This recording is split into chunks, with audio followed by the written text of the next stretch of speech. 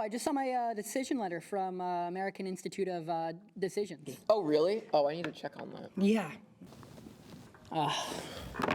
Didn't get in. I need a minute. I'm sorry, man, that sucks. I mean, it's fine. It wasn't even my top school. What other schools did you apply to? Applied to this weird place. It's kind of close by. I mean, it seemed nice, but everybody was just wearing blue.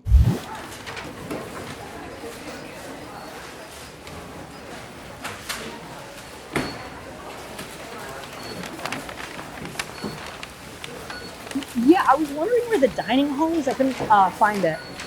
Okay, thank you. Can I get some more olives, please? The food was excellent, though. And you're not gonna go? Nah, I didn't have anything good for my major. Oh, what's your major? I'm gonna do environmental science. This other school, though, it's perfect. Oh! The dorms, though, they're not insulated at all. It's freezing. Yeah, I applied to a great forensics major, but for the price of, like, on-campus living, it's just not worth it.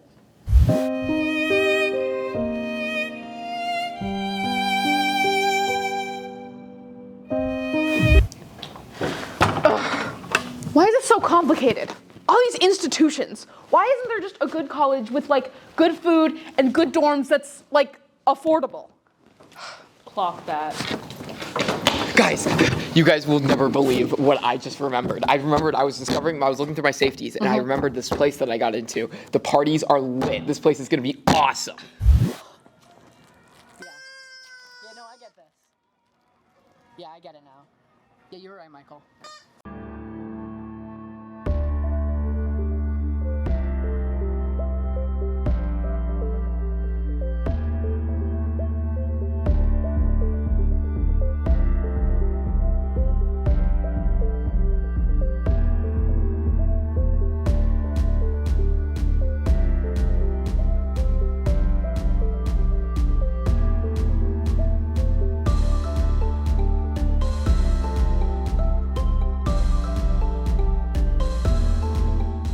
Hi, I'm Morgan. And I'm Maya. And welcome to the Transcript.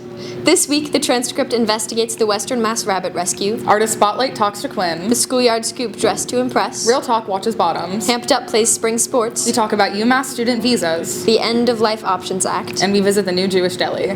On Wednesday, the UK Supreme Court ruled that the definition of a woman as laid out in the UK Equality Act of 2010 refers to those only assigned female at birth, and does not include transgender women.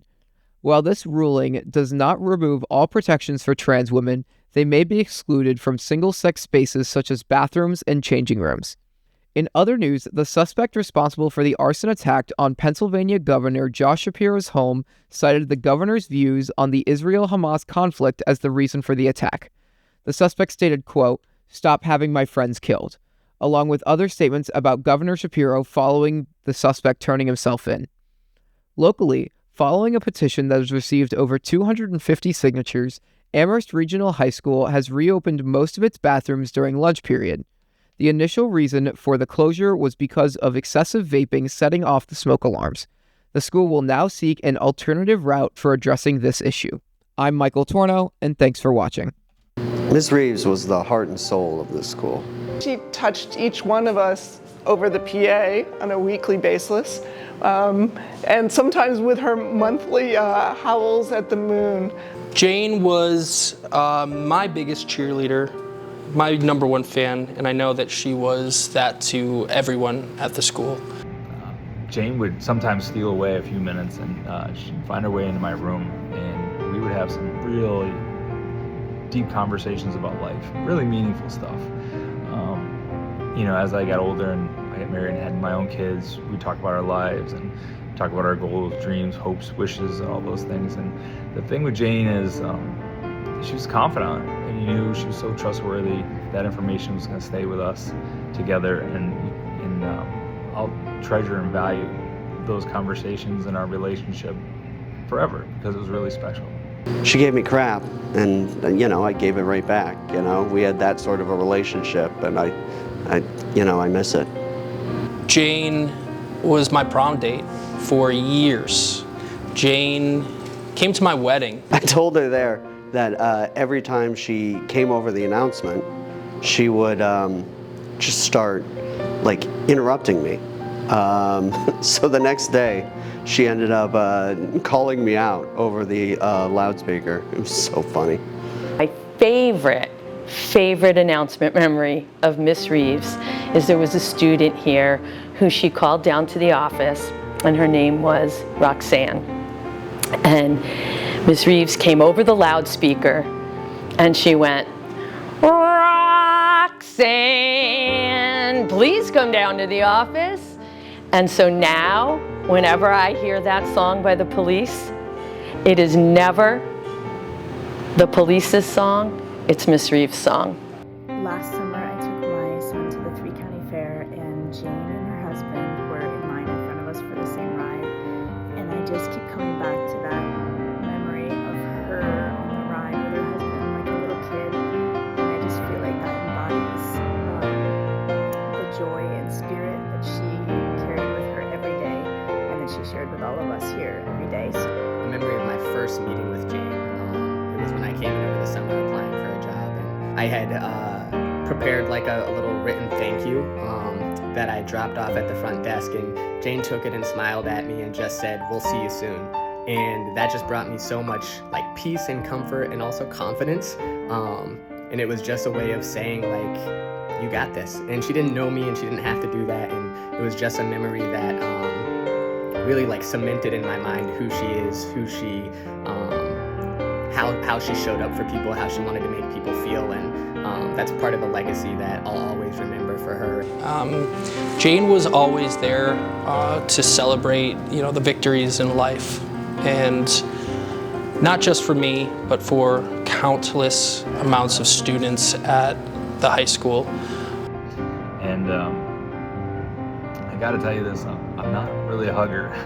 And then somewhere along the line, towards the end, I just go in the office and we would share a hug, just because that's the way we felt about each other. And I think Jane made everybody feel that way. And remember, whatever you do, make good choices.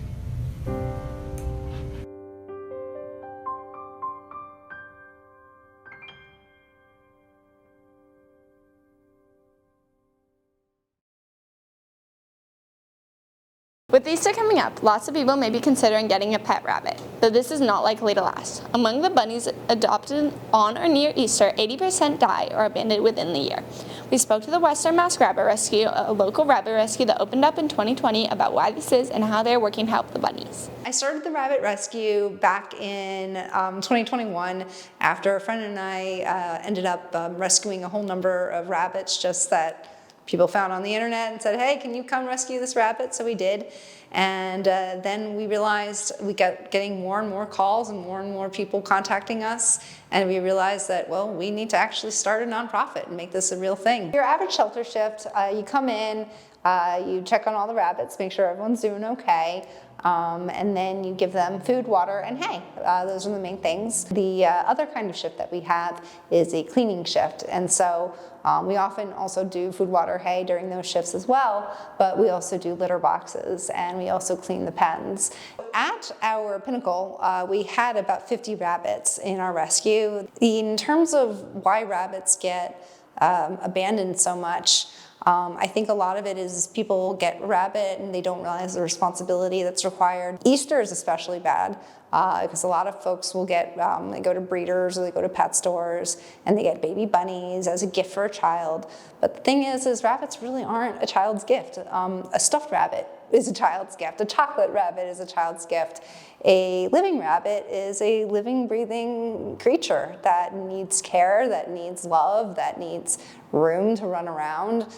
They can't be kept in a little tiny hutch outside. They really want to be part of the family. They don't realize what actually goes into having an adult rabbit. Rabbits make wonderful pets. I have been a rabbit owner myself for about 15 years. Hi, Phoebe. They are not easy pets though, but I believe that if you're willing to put in the time, it's incredibly rewarding having them as a pet. They're sweets. They're soft. They have so many different personalities. Some of them are a little more spicy, have a little bit more personality, bigger personalities. Some are shyer, some are bolder, some are super friendly.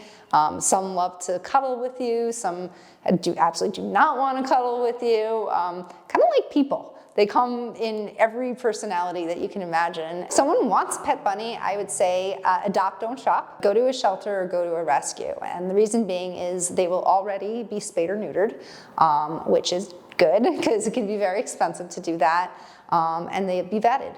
The other thing is to go to rabbit.org, which is the website for the House Rabbit Society, and it is a wonderful place for everything you need to know about caring for domestic rabbits. If you would like to donate to the Western Mass Rabbit Rescue, please do so via the link on the screen. Thank you for watching. Good. Hello and welcome to Artist Spotlight. I'm Quinn and I'm a junior at NHS. I have taken concepts in art and drawing and painting because I wasn't able to get into concepts in art as a freshman, so not taking honors art 3 and 4, but I'm just taking 1 and 2 next year. I do all kinds of art. I really like painting, especially oil painting, acrylic painting, watercolor, and I also really like drawing with colored pencils or like anything. I have been doing art for my whole life, yeah, since preschool I've been drawing. I actually don't remember, I just have always been into it. I really like using color because I feel like it has a lot more to give than just like black and white. It's more interesting to me. Yeah, I also like painting because it's like harder, so I can challenge myself more. I'd say my favorite is probably this one. It's called Quinn's Park. My inspiration was I just wanted to draw a big landscape that was in my style, not very realistic. Yeah, I included a lot of people I know, so it's like pretty personal to me. And yeah, it took me a while. This is a fountain with a character I made when I was in like 5th grade at the top. This here, it says Quinn's Park, and there's like a mosaic design of a flower. Well, this one, I was thinking about climate crisis stuff, so this one's about the forest burnings in Indonesia. So yeah, I drew like happy rainforest and then like being burned down, which is like really sad because it's purposeful and it's not a wildfire. Okay. This painting is a city underwater. Basically, I just wanted to draw a realistic landscape, which is here, this is downtown Northampton, but then I wanted to make it more unique, so I decided to make it underwater, which is showing how in the future, one day it will be underwater, but instead of making it all sad and stuff, I kind of made it creative and did like coral people, made it like ocean themed.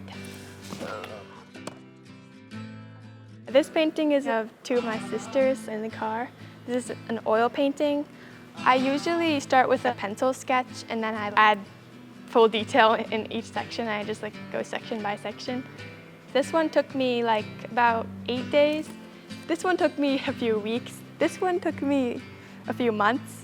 I think, yeah, try new things. I took ceramics class, which is like new to me, and I really was fond of it, even though I wasn't really sure what I think about it. All right. Thanks so much. Thank you.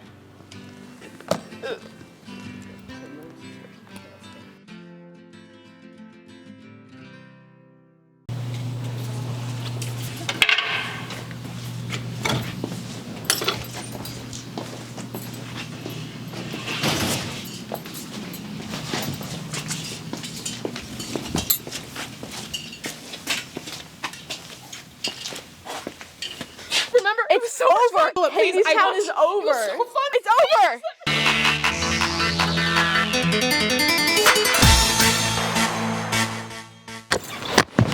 Welcome back to the Schoolyard Scoop. This week, we went into the costume closet to see what historical costumes we still have. Some of our friends modeled them.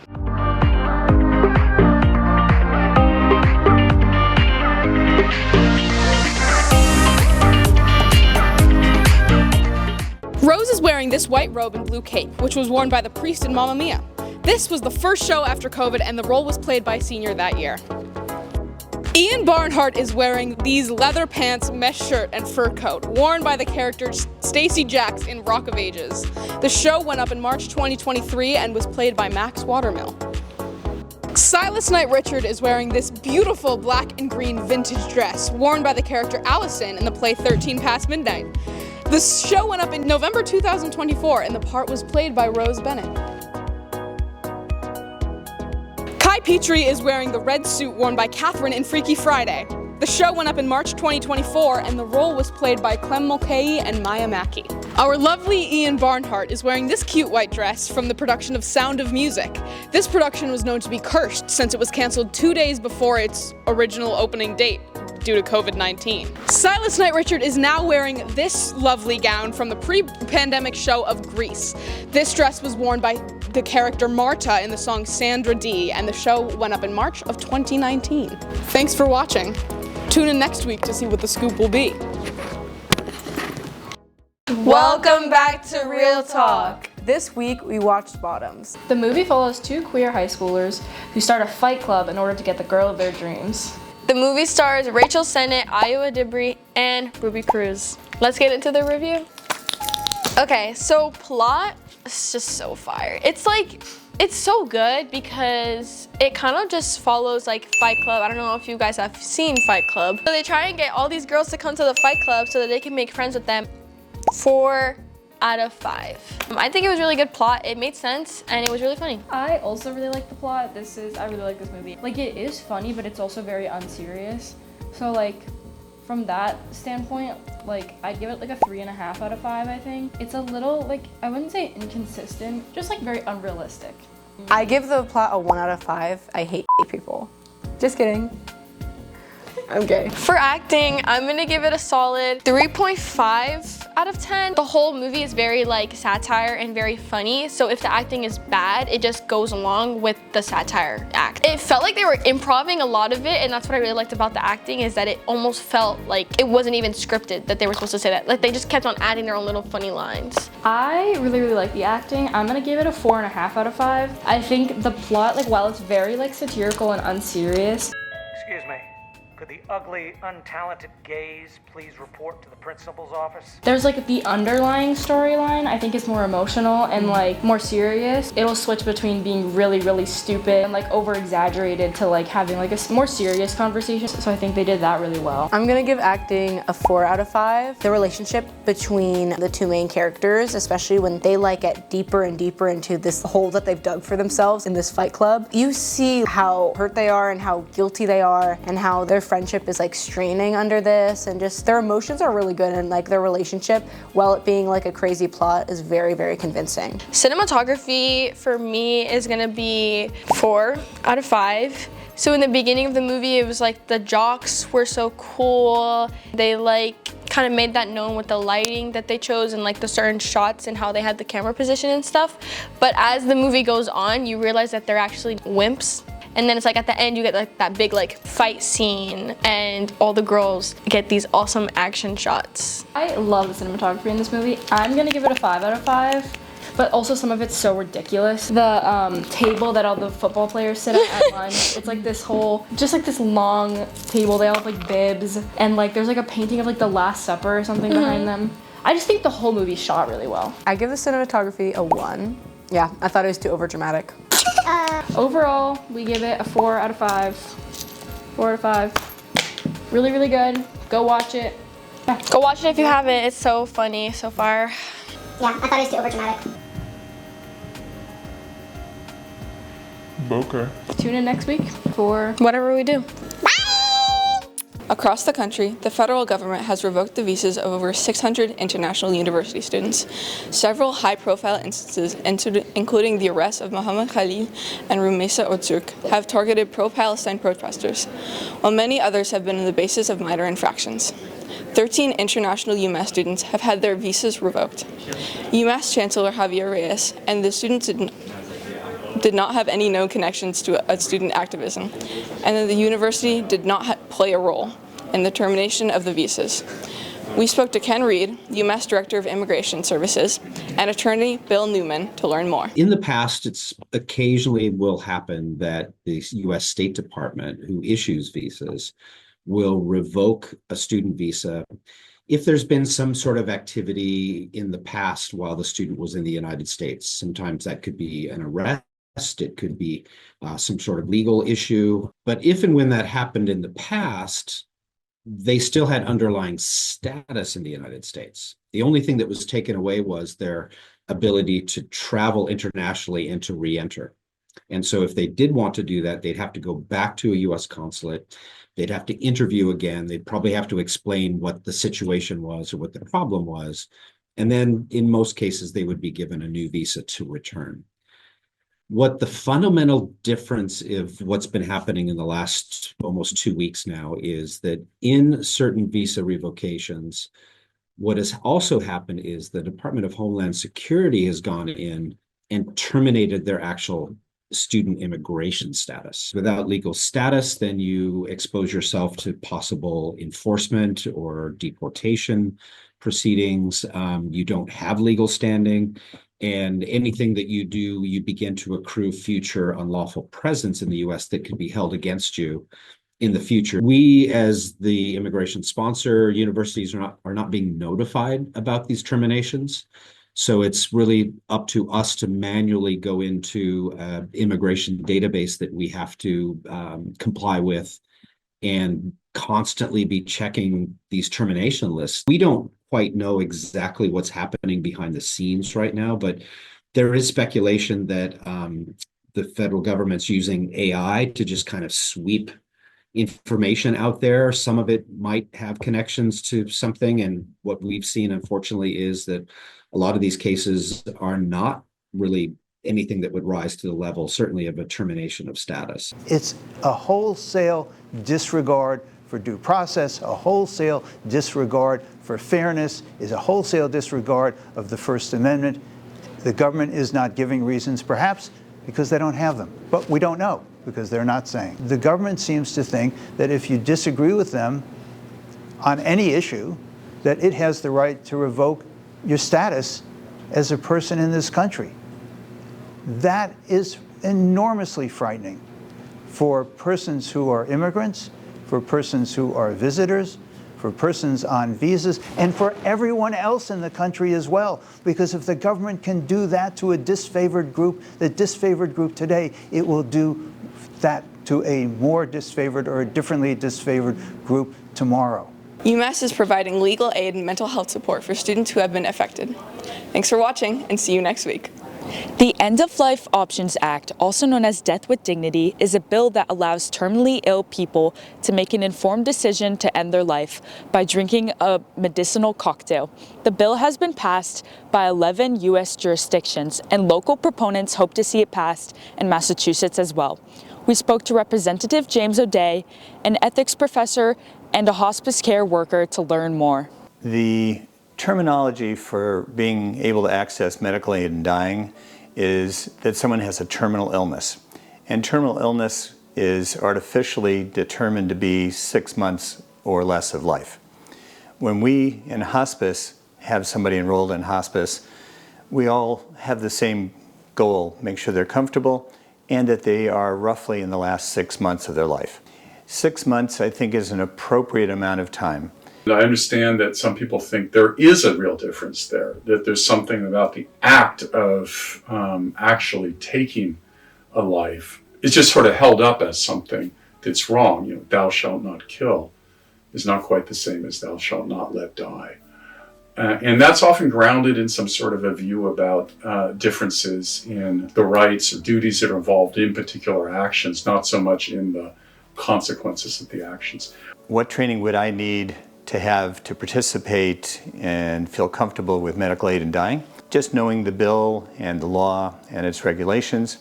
Many other physicians, if they wanted to participate, would probably want to have some more training and make sure that it's the right thing for them to offer to their patients.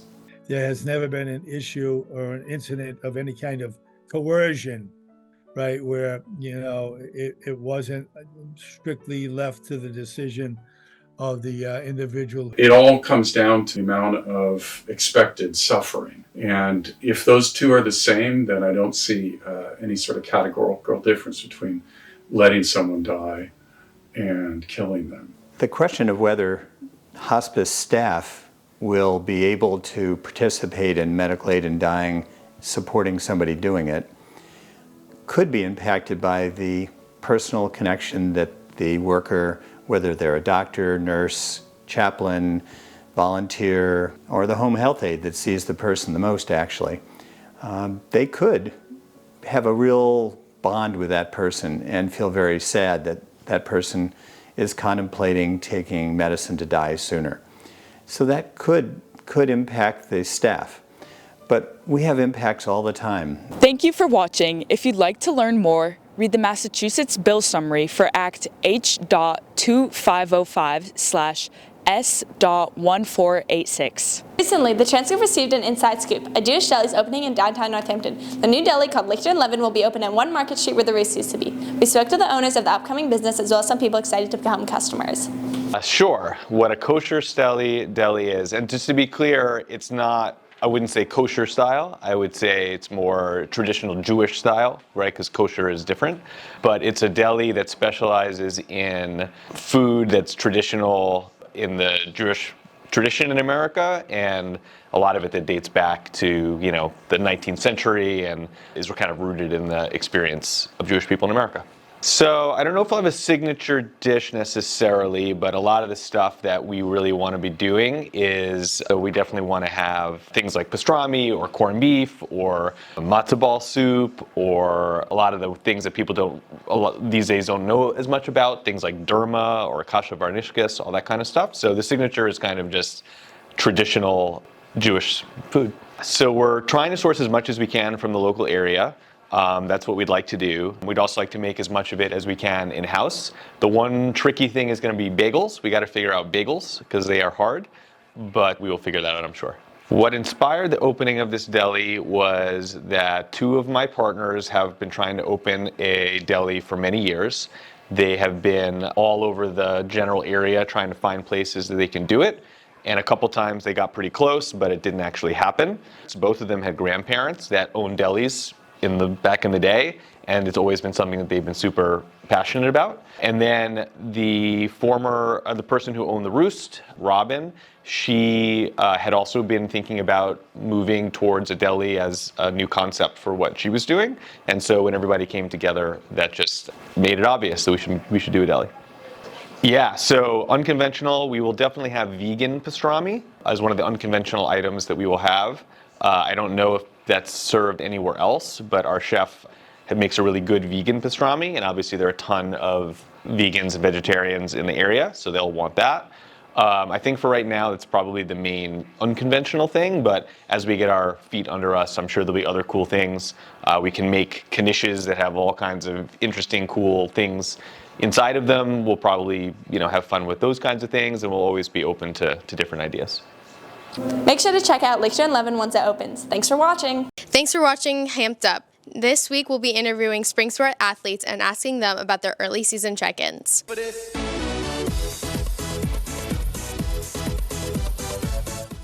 We haven't really had much of a challenge yet so far. We've beat most of the teams by like 10 or 12, but we have a really tough matchup this Wednesday against Amherst. Last year we went into Amherst pretty confident and we ended up losing. And this year we're gonna try to get that back. We started the season off all right. I think we're playing fine, and I'm looking forward to tomorrow's game against Pittsfield. We're a very loud team. We need to work on batting and pitching, but I think we have a good shot. What Larson said, I think that our team morale is pretty good, but we need to do a better job of staying consistent with that. I think we get sort of quiet a little too easily, and we need to stay on top of that and stay motivated throughout the full 7 innings of each game. Yeah, the last meet against Minnetrog went pretty well. We have a meet against Agawam this Thursday. Go there and support. It's really a great team, a great community. Yeah, we can't wait to keep running and keep improving throughout the season. The last meet versus Minnetrog was great. We had a lot of PRs. I think the freshmen have a lot of potential. So right now we are 2-3 for our season. I would say that the team is really gelling nicely. We have a lot of new 8th graders on varsity this year, which has been amazing. I absolutely love each and every one of them, and they're all a really great addition to our team. I think the pitching has really helped us this year because that's something we had been missing in the previous years, but we have 2 8th graders who are really good pitchers, and that's getting us like a chance to really work on our infield and like all that, just supporting our pitchers. So the girls lacrosse team, we've had like 4 or 5 games so far. And we're 4-1 right now, or 3-1, so we've been doing really well. And I think the main reason for that is we just have so much skill and passion for the sport. We have a lot of players who care a lot about this team and about lacrosse, and it's so clear in the way that they play and the way that they practice. And I think that's something that's definitely been propelling us towards success this year. I think we all also work really well together. There's a lot of team chemistry. Our tennis season has been going good. It started a little rough, but I think it took some time to get used to the new coaching and like adjusting to it, but now we're on a little streak of winning, and we have 3 more matches this week. We're playing Minnetonka today, and we have a home match tomorrow against Amherst, and then on Friday we have an away match at West Springfield, so I'm hoping for the best. Thanks for watching Hamped Up. See you guys next week. Hi, I'm Kate. I'm Jazzy. And we are from the Civic Engagement class here at Northampton High School. As part of our class, we support different local organizations within our community through either fundraising or donations. The next couple of weeks, we're actually going to be asking for donations of children's books. They can be new books or books that are in great used condition. We are going to take those books and then donate them to the Parent Center, which is here in Northampton as well. The books can be dropped off in 107 by May 1st. So we would really greatly appreciate your support.